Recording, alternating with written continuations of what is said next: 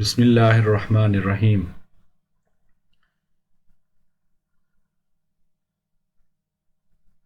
اللہم صلی علی سیدنا محمد وآلہ وصحبہ وبارک وسلم۔ ایمان کے 3 آداب۔ آداب ایمان کو بڑی حکمت کے ساتھ قرآن کریم نے یوں بیان کیا ہے: یا ایہا الذین آمنوا آمنوا باللہ ورسولہ والکتاب الذی نزل علی رسولہ۔ سورہ النساء۔ اے ایمان والو، اللہ اور اس کے رسول صلی اللہ علیہ وآلہ وسلم پر ایمان لاؤ اور اس کتاب پر ایمان لاؤ جو اس نے اپنے رسول صلی اللہ علیہ وآلہ وسلم پر نازل فرمائی۔ ایمان کے 3 آداب کیا ہیں جن کو بجا لانا ایک مومن کے لیے ضروری قرار دیا گیا ہے؟ پہلا ادب۔ ایمان کا پہلا ادب یہ ہے کہ دائرہ اسلام میں داخل ہونے کے بعد زندگی کو ایک مکمل اکائی اور ایسا کل سمجھا جائے جس کے اجزاء ایک دوسرے سے جدا نہیں۔ ایمان کے زبانی اقرار اور دلی تصدیق کے بعد مومن کے لیے لازم ہے کہ وہ اپنی زندگی کے احوال پر اسلام کو اس طرح حاوی کر لے کہ زندگی کا کوئی گوشہ ایسا نہ رہ جائے جس پر کفر کی پرچھائیاں پڑی رہیں۔ اسلام میں داخل ہونے کے بعد ایسا ہرگز نہیں ہونا چاہیے کہ اس کا ایک حصہ ایمان اور دوسرا حصہ کفر سے عبارت ہو۔ یہ صورتحال ایمان اور کفر کا ملغوبہ ہوگی، جسے قرآن کی زبان میں منافقت سے تعبیر کیا جاتا ہے۔ دوسرا ادب۔ ایمان کا دوسرا ادب اس بات کا تقاضا کرتا ہے کہ ہم بھولے سے بھی ان چیزوں کے قریب نہ جائیں جن پر قرآن اور پیغمبر اسلام نے پابندی لگا دی ہے۔ یہ وہ چیزیں ہیں جنہیں شریعت نے واضح طور پر حرام قرار دیا ہے۔ تیسرا ادب۔ ایمان کا تیسرا ادب اس بات کا کھوج لگانا ہے کہ وہ کون سا اسلام ہے جس کو پوری زندگی پر حاوی اور نافذ کرنے کا حکم دیا جا رہا ہے۔ کیا وہ اسلام انسانی عمل اور فہم و تدبر کا وضع کرتا ہے جس کے معیار ذاتی پسند اور ناپسند کے تحت ہمیشہ بدلتے رہتے ہیں؟ در حقیقت انسانی عقل اور فہم و بصیرت ناقص اور حد درجہ محدود ہے، لہٰذا وہ اسلام جس کا خاکہ کسی انسان نے بنایا ہو ناقابل قبول ہے، اور صرف وہی اسلام قبول کیے جانے کے لائق ہے جو پوری انسانیت کو مصطفیٰ کریم صلی اللہ علیہ وآلہ وسلم کی چوکھٹ سے ملا ہے۔ اس کی عملی شکل اور خد و خال نبی اکرم صلی اللہ علیہ وآلہ وسلم کی حیات طیبہ اور سیرت پاک کے آئینے میں جھلکتے نظر آتے ہیں۔ پس ایمان کا حتمی اور دائمی معیار یہ ہوا کہ ہر وہ بات جو ہمیں حضور نبی کریم صلی اللہ علیہ وآلہ وسلم کی حیات طیبہ اور سیرت پاک سے نظر آئے اسے بغیر حیل و حجت کے ایمان سمجھ کر تسلیم کر لیا جائے، اور جو بات سنت سے ٹکراتی ہو اسے کفر جان کر رد کر دیا جائے۔ کفر و ایمان کے رد و قبول کے اس معیار کو عملی زندگی میں اپنا لینا ہی تیسرے ایمان ادب کی بنیادی شرط ہے۔ زندگی کو مکمل طور پر اسلام میں داخل کرنے کے بارے میں باری تعالیٰ یوں ارشاد فرماتے ہیں، سورہ البقرہ: یا ایہا الذین آمنوا ادخلوا فی السلم کافہ۔ اے ایمان والو، پورے اسلام میں داخل ہو جاؤ۔ اس آیت کریمہ میں مکمل اسلام میں داخل ہونے کا حکم دیا گیا ہے، جس سے یہ مراد ہے کہ ایمان اور کفر کی جو حدود متعین کی گئی ہیں ان کے اندر رہتے ہوئے پوری زندگی میں ایمان یوں جاری و ساری ہو کہ کوئی لمحہ ایسا نہ گزرے جس پر کفر و منافقت کی پرچھائیاں ہوں۔ وہ کیفیت جو اسلام اور کفر کے ملاپ سے پیدا ہو کھلی منافقت ہے، اور یہ اسلام کے ساتھ مذاق کے مترادف ہے۔ کفر اور ایمان دو متضاد چیزیں ہیں، ان کے درمیان رواداری اور مصالحت کا کوئی تصور خدا کو منظور نہیں، کیونکہ یہ منافقت ہے جس کی مذمت قرآن و حدیث میں بڑے زوردار اور سخت الفاظ میں کی گئی ہے، جس کی تشریح علامہ اقبال کے اس شعر سے بخوبی ہو جاتی ہے: باطل دوئی پسند ہے، حق لا شریک ہے۔ باطل دوئی پسند ہے، حق لا شریک ہے۔ شرکت میانہ حق کو باطل نہ کر قبول۔ ایمان کے 3 درجے۔ قرآن و حدیث سے معلوم ہوتا ہے کہ حقیقی ایمان یقین کامل اور محبت کامل کے مجموعے کا نام ہے۔ مزید گہرائی میں جائیں تو معلوم ہوتا ہے کہ ایمان جس کی بنیاد یقین ہے، اس کے 3 درجے ہیں: علم، عرفان، ایقان۔ ایمان کا پہلا درجہ اصطلاحاً ایمان بالغیب یا علم جاننا کہلاتا ہے۔ اس کا ذکر قرآن کریم میں یوں آیا ہے، سورہ البقرہ: الذین یؤمنون بالغیب، وہ لوگ جو بن دیکھے ایمان لاتے ہیں۔ جو لوگ بن دیکھے ایمان لاتے ہیں وہ ایمان محض اس بنا پر لاتے ہیں کہ ان تک یہ بات اس ہستی کے ذریعے پہنچی ہے جس نے حقیقت کو بے نقاب دیکھا ہے۔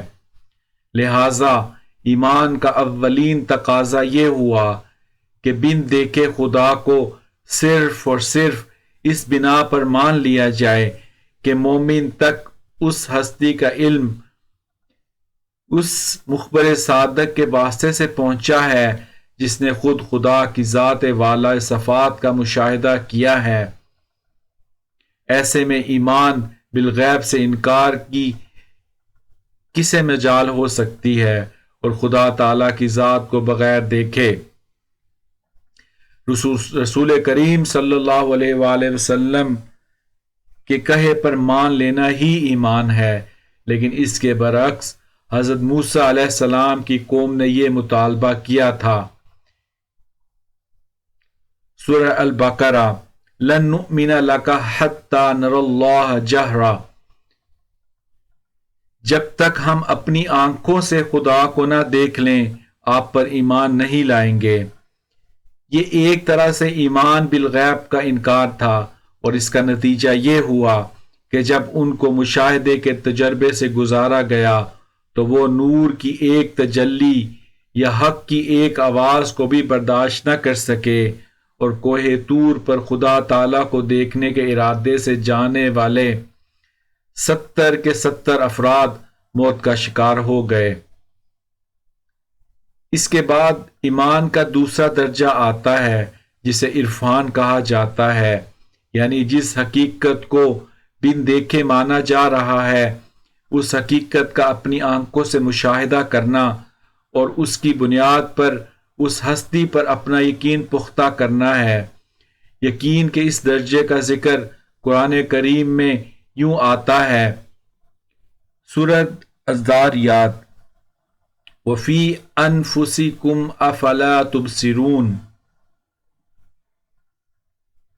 اور خود تمہارے نفوس میں بہت سی نشانیاں ہیں، کیا تم نہیں دیکھتے؟ اے خدا کے بندو، خدا تعالیٰ کی قدرت، اس کے بے اندازہ انعامات اور کمالات پر ایمان لانے والوں، سوچنے، سمجھنے اور غور و فکر کر کے صحیح نتائج پر پہنچنا سب کچھ تمہارے اندر پوشیدہ ہے۔ خدا تعالیٰ کی قدرت کے تمام حقائق اور ان کی علامات تمہارے نفس میں موجود ہیں، ذرا اپنے اندر جھانک کر تو دیکھو، اپنی بشریت کے تاریک پردوں کو اٹھا کر حقیقت کو سمجھنے کی کوشش تو کرو، پھر دیکھو کس طرح یہ حقیقتیں تمہارے من سے جھلکتی نظر آتی ہیں۔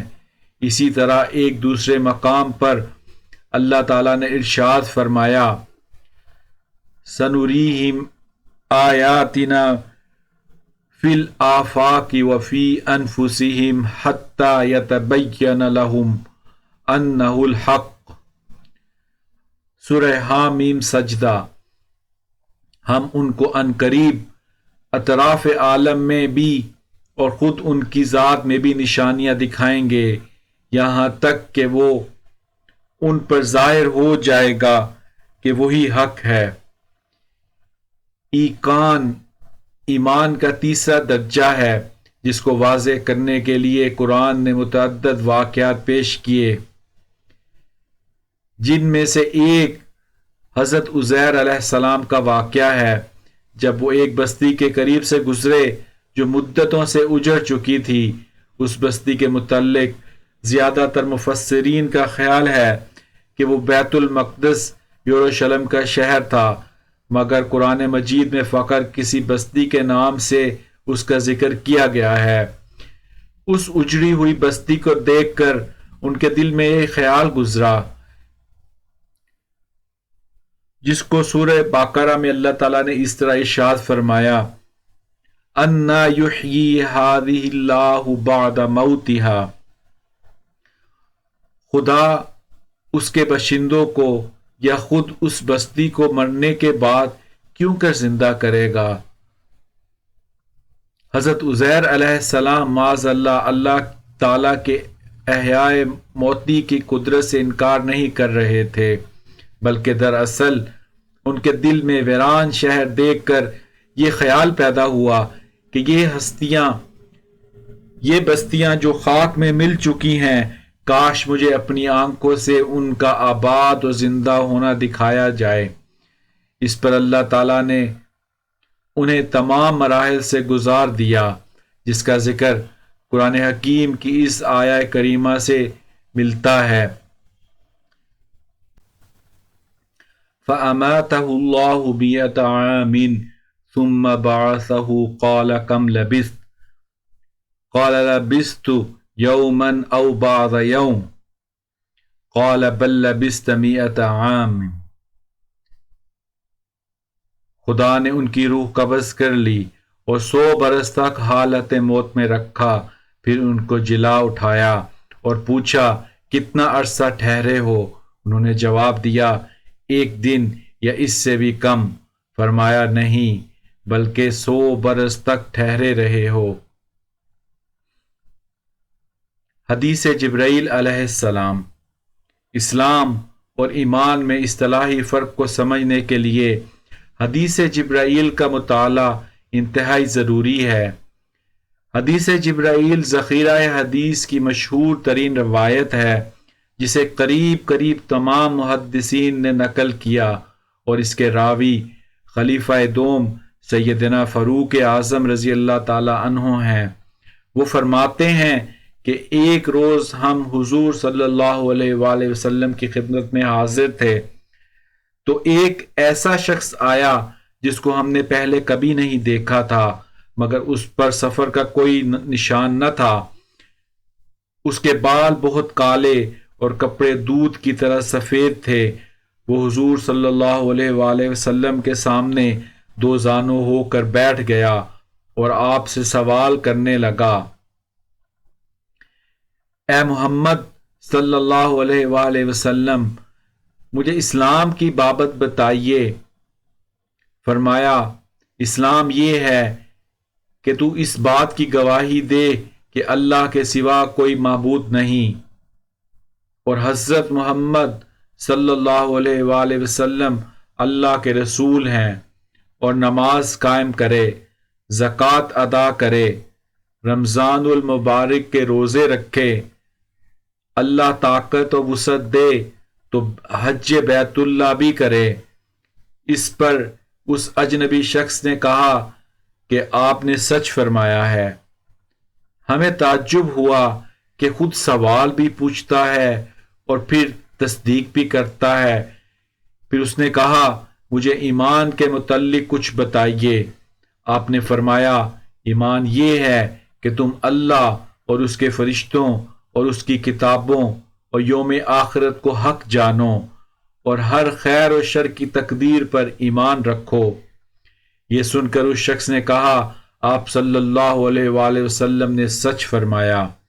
اس کے بعد اس نے عرض کیا، مجھے بتلائیے کہ احسان کیا ہے؟ آپ نے فرمایا، احسان یہ ہے کہ اللہ کی عبادت و بندگی تم اس طرح کرو گویا تم اس کو دیکھ رہے ہو۔ اگر تم اس کو نہیں دیکھتے تو وہ تمہیں ضرور دیکھتا ہے۔ حضرت عمر فاروق رضی اللہ تعالی عنہ فرماتے ہیں کہ اس کے بعد وہ شخص چلا گیا۔ تھوڑی دیر بعد حضور نبی کریم صلی اللہ علیہ وآلہ وسلم نے مجھ سے فرمایا، اے عمر، کیا تمہیں علم ہے کہ وہ سوال کرنے والا کون تھا؟ میں نے عرض کیا، اللہ اور اس کا رسول ہی بہتر جانتے ہیں۔ آپ نے فرمایا، وہ جبرائیل تھے، تمہاری اس مجلس میں اس لیے آئے تھے کہ تم لوگوں کو تمہارا دین سکھائیں۔ اس حدیث سے یہ اچھی طرح ثابت ہے کہ دین کی 3 بنیادی ضرورتیں ہیں۔ پہلی ضرورت ایمان ہے، جس کا تعلق بنیادی طور پر انسان کے عقائد سے ہے۔ دوسری ضرورت اسلام ہے، جو بنیادی طور پر انسان کے اعمال سے تعلق رکھتا ہے۔ تیسری ضرورت احسان ہے، جس کا مفہوم یہ ہے کہ انسان کے ظاہر و باطن جب یکساں ہو جاتے ہیں اور اس کے عقائد و اعمال کے روحانی اثرات اس کے باطن کو منور کرنے لگتے ہیں تو اسے ایسی کیفیت نصیب ہو جاتی ہے کہ اس کے سامنے سے دنیا کے مادی پردے اٹھا لیے جاتے ہیں اور بندہ کو نور مطلق اور اس کی تجلیات کا مشاہدہ ہونے لگتا ہے، یا یوں کہے کہ ذات حق اس کی طرف متوجہ ہو کر اس کے حال پر لطف و مہربانی کی وہ نگاہ ڈالتی ہے کہ اسے دنیا و مافیا کی ہر خواہش و آرزو سے بے نیاز کر دیتی ہے۔ اس سے ایک اور بات بھی ثابت ہوتی ہے کہ نہ تنہا ارکان اسلام کی پابندی سے کوئی شخص مسلمان ہو سکتا ہے، نہ محض عقائد کی اصلاح سے کوئی شخص اپنی منزل کو پا سکتا ہے۔ اگر اسلام اور ایمان دونوں کے تقاضوں کی تکمیل کی جائے جیسا کہ کرنے کا حق ہے، تبھی انسان صحیح مسلمان اور مومن کہلانے کا حقدار ہوتا ہے۔ جب ایمان اور اسلام کے تقاضوں کو پورا کرنے میں اخلاص اپنے کمال کو پہنچتا ہے تو اس منزل کو احسان کہتے ہیں۔